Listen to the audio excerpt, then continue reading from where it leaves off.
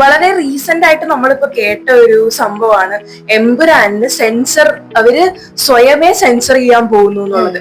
അപ്പോ അതിന്റെ ഒരു നമ്മൾ ജേർണലിസം സ്റ്റുഡൻസ് എന്നുള്ള നിലയിൽ നമ്മൾ എപ്പോഴും പഠിക്കുന്ന ഒരു കാര്യമാണ് ഫ്രീഡം ഓഫ് എക്സ്പ്രഷൻ ആൻഡ് സ്പീച്ചും അതേപോലെ തന്നെ സെൻസർഷിപ്പും. ഇത് രണ്ടും ഒരു സംഭവത്തിന്റെ രണ്ട് എക്സ്ട്രീം ആയിട്ടുള്ള കാര്യങ്ങളാണ്.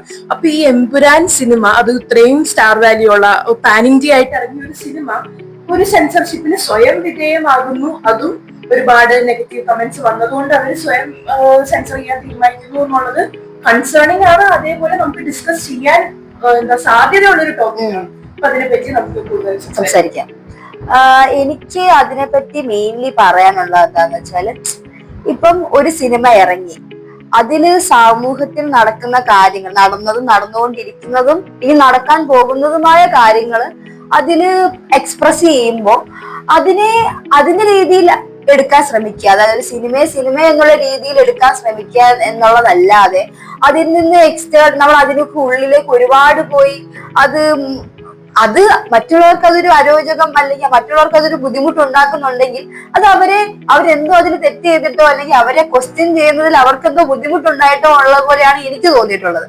കാരണം ഒരു സിനിമ അതിന്റെ രീതിയിൽ കാണുകയാണെങ്കിൽ അങ്ങനെ എടുക്കേണ്ടതായ ഒരു രീതിയെ ഇപ്പോഴത്തെ കാലത്തുള്ളൂ. കാരണം നമ്മളെല്ലാം അങ്ങനെ ഒരു കാര്യത്തെ ടേക്കപ്പ് ചെയ്യാൻ നമ്മൾ അങ്ങനെ ശീലിക്കുന്നവരാണല്ലോ. അപ്പം എനിക്ക് വേറൊരു കാര്യം എന്ന് വെച്ചാൽ, ഒരു കമ്മ്യൂണിറ്റി ഓഫ് ആൾക്കാർ ഇനി ആ സിനിമ കാണാനുണ്ട്. അപ്പൊ അവർക്ക് ഈ സെൻസർ ചെയ്ത വർഷം കാണാൻ ചിലപ്പോൾ ഒരു താല്പര്യം ഉണ്ടായെന്ന് വരില്ല. അവർക്ക് ചിലപ്പോൾ ആദ്യത്തെ ദിവസം വന്ന് ടിക്കറ്റ് എടുത്ത് കാണാൻ പറ്റിയെന്ന് വരില്ല. അപ്പം എന്റെ ഒരു അഭിപ്രായത്തിൽ അങ്ങനെ സെൻസർ ചെയ്തതുകൊണ്ടും വലിയ ഉപയോഗം ഉണ്ടാകുമോ എന്ന് ചോദിച്ചാൽ അതൊരു സംശയാസ്പദമായ ഒരു കാര്യമാണ്.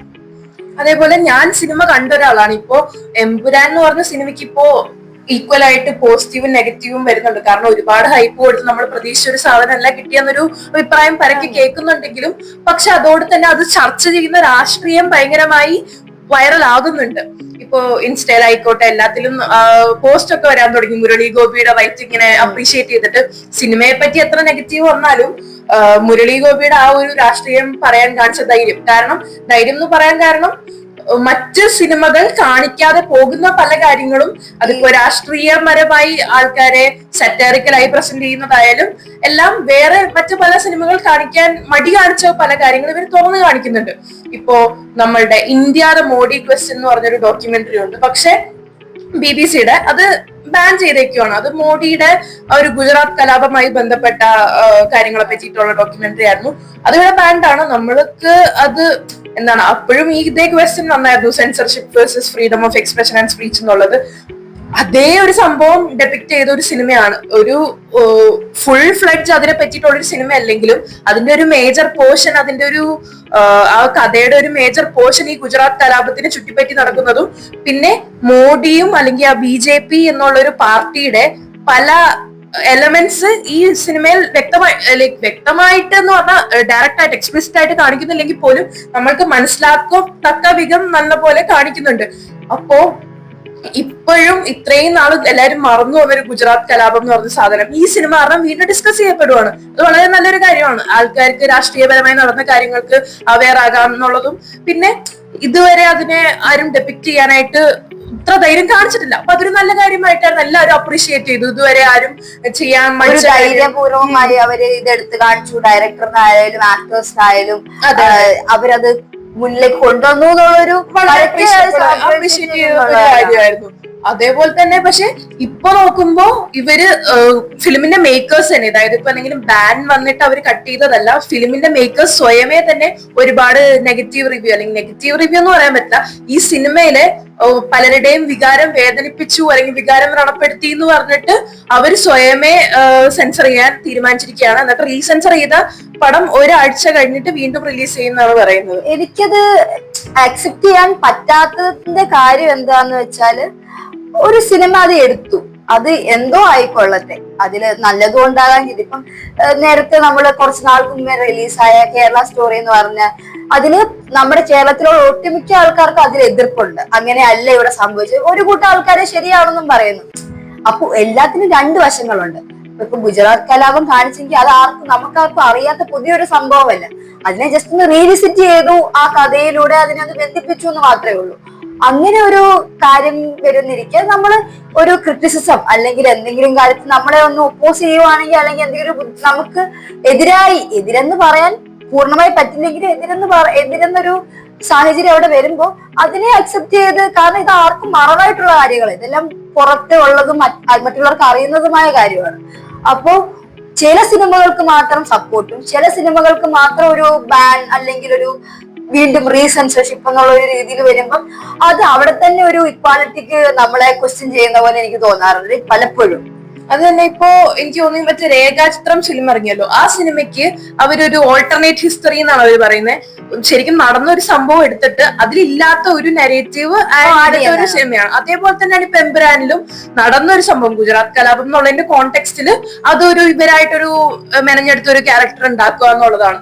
അപ്പോ എന്തിനൊരു ക്രിയേറ്റീവ് എക്സ്പ്രഷൻ ഇവർ ഇത്ര പ്രശ്നം ഉണ്ടാക്കുന്നു?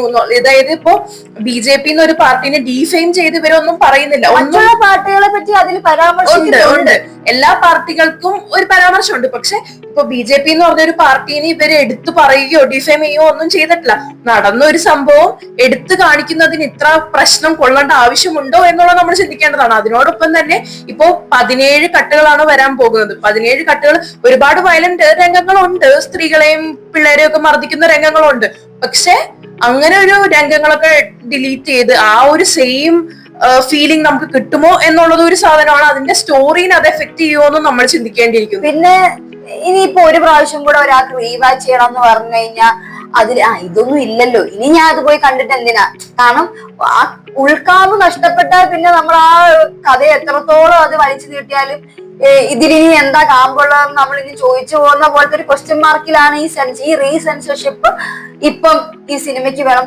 മാത്രമല്ല അതിലുള്ള ആക്ടേഴ്സ് ഒക്കെ അതിന് ഭയങ്കരമായിട്ടും ഞങ്ങൾ അതിൽ ക്ഷമ ചോദിക്കുന്നു എന്നുള്ള രീതിക്ക് വരുമ്പോൾ എന്തുകൊണ്ട് രാജിനെയൊക്കെ വളരെ ധൈര്യമുള്ള ആൾക്കാര് അതില് ഇലുമിനാറ്റി എന്നൊക്കെ പറഞ്ഞ് കളിയാക്കുവാണെങ്കിൽ ഭയങ്കര ധൈര്യം ഉണ്ടെന്ന് പറയുന്ന ആൾക്കാരാ. ഇപ്പൊ മോഹൻലാലും പൃഥ്വിരാജും ആന്റണി പെരുമ്പാവൂരും എല്ലാവരും ആ ഫിലിമിന്റെ മേക്കേഴ്സ് ഒക്കെ ഒരു ആക്ച്വലി ഇത്ര സീരിയസ് ആയിട്ടൊരു കാര്യം അവര് പൊട്രേ ചെയ്തൊരു സന്ദേശം കൊടുത്തിട്ടും അത് കഴിഞ്ഞ് അതിന് അപ്പോളജൈസ് ചെയ്യുമ്പോ ശരിക്കും ആ ഫിലിമിന്റെ മീനിങ് ആണ് നഷ്ടപ്പെടുന്നത്. ആ ഒരു പൊട്രേ ചെയ്ത ശക്തമായ രാഷ്ട്രീയം ഇവര് മാപ്പ് ചോദിച്ചാൽ അത് അവിടെ ഇല്ലാണ്ടാവുകയാണ് ചെയ്യുന്നത്. അതെ, നമ്മള് ഒരു കാര്യത്തിനെ നമ്മൾ എന്തെങ്കിലും ഇപ്പൊ നമ്മളൊരു കാര്യം ഭയങ്കര സ്ട്രോങ് ആയിട്ട് എവിടെയെങ്കിലും പറഞ്ഞു കഴിഞ്ഞാൽ പിന്നെ അത് തിരിച്ചെടുത്ത് അതിനെ കുറച്ചും കൂടി ഒന്ന് മയക്കി അല്ലെങ്കിൽ ഒരു കുറച്ച് രൂപമാറ്റമൊക്കെ സംഭവിച്ച് മറ്റുള്ളവർക്ക് പ്ലീസിംഗ് ആയിട്ടുള്ള രീതിയിൽ പ്രസന്റ് ചെയ്യുമ്പോൾ നമ്മുടെ വ്യക്തിഗതമായ ഒരു ഇൻഡിവിജ്വാലിറ്റി അല്ലെങ്കിൽ നമ്മുടെ ഒരു അഭിപ്രായമാണ് നഷ്ടപ്പെടുന്നത്. സിനിമ എന്ന് ഞാൻ കണ്ടിടത്തോളം, ഞാൻ ആസ്വദിക്കുന്നിടത്തോളം ഒരു ക്രിയേറ്റീവ് എക്സ്പ്രഷൻ ആണ്. നമുക്ക് എന്താണോ തോന്നുന്നത്, നമുക്ക് എന്ത് മറ്റുള്ളവരെ വ്രണപ്പെടുത്താത്ത രീതിയിൽ. പക്ഷെ ഇതില് എനിക്ക് അങ്ങനെ വ്രണപ്പെടുത്തുന്നതായി ഒന്നും തന്നെ തോന്നിയില്ല. നടന്ന സംഭവങ്ങൾ അതുപോലെയല്ലേ കാണിക്കാൻ പറ്റുള്ളൂ. അപ്പം അതിന് ഇനിയും ഒരു സെൻസർഷിപ്പ് അല്ലെങ്കിൽ ഇതുപോലെ സെൻസർ ചെയ്യേണ്ടതായ ഒരുപാട് സിനിമകൾ ഇന്ത്യയിൽ വന്നു പോയിട്ടുണ്ട്.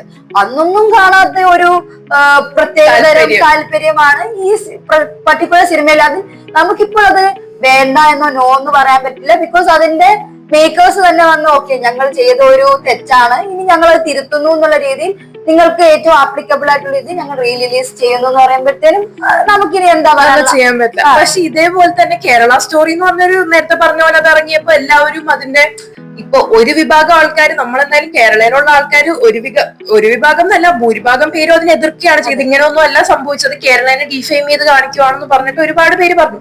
അത് ഒരുപാട് എക്സാജറേറ്റ് ചെയ്ത ക്ലെയിംസ് ഒക്കെയാണ് ആ ഫിലിമിലുള്ളത്. ഒരുപാട് നടക്കാത്ത സംഭവങ്ങൾ ആഡ് ചെയ്തിട്ടുണ്ട് ഈ സിനിമയിൽ.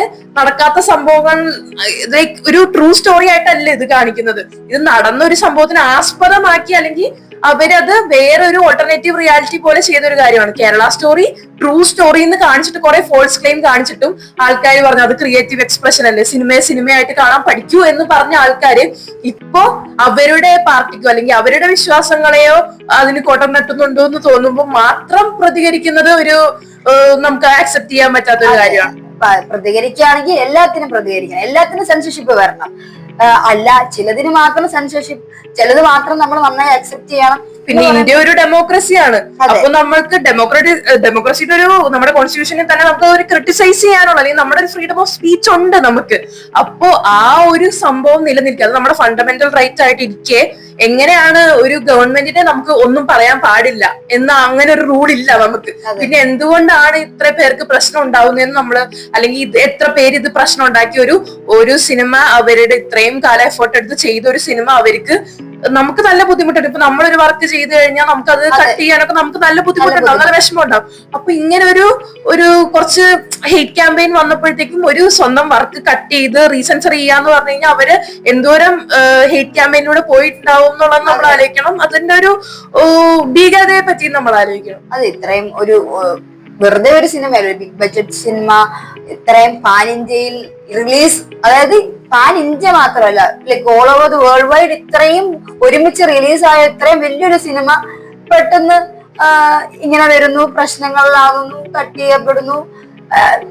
ഇറ്റ്സ് വെരി അൺഫോർച്ചുനേറ്റ് ദാറ്റ് നമുക്ക് കാണികളായി മാത്രം നിൽക്കാൻ പറ്റുള്ളൂ എന്നുള്ളത് ഒരു സത്യമാണ്. പക്ഷെ പലർക്കും പലതായ അഭിപ്രായങ്ങളുണ്ട്. അഭിപ്രായങ്ങൾ ആർക്കും എവിടെയും എക്സ്പ്രസ് ചെയ്യാം എന്നുള്ളതാണ് ഇതിലൂടെ നമുക്കറിയാൻ പറ്റും.